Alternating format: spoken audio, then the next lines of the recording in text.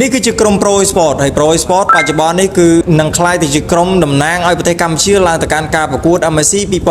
2026ដែលប្រព្រឹត្តធ្វើនៅក្នុងទីក្រុងប៉ារីសចំពោះព្រឹត្តិការណ៍ MSC នេះគឺគេនឹងចាប់ផ្ដើមធ្វើពីថ្ងៃទី1ខែ7រហូតដល់ថ្ងៃទី1ខែ8ឆ្នាំ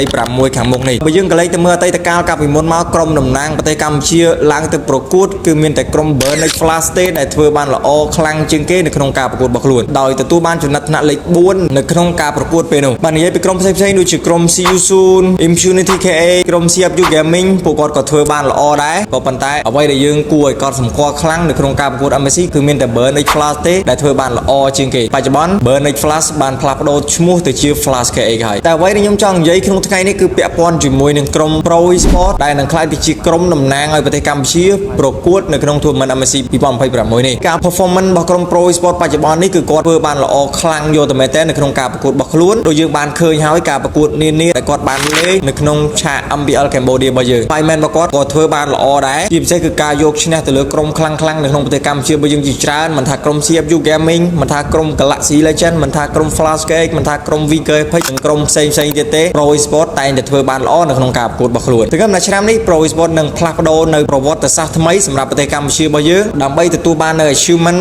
ល្អមួយសម្រាប់ក្រុមរបស់ខ្លួនក៏ដូចជាសម្រាប់ប្រទេសកម្ពុជាផងដែរវីដេអូរបស់ខ្ញុំគឺមានតែប៉ុណ្្នឹងទេសង្ឃឹមថាអ្នកនរគ្នានឹងចូលចិត្តនៅវីដេអូនេះបើចូលចិត្តកុំភ្លេច follow like ម្នាក់មួយផងអរគុណអ្នកនរគ្នាជំរាបលា bye see you next video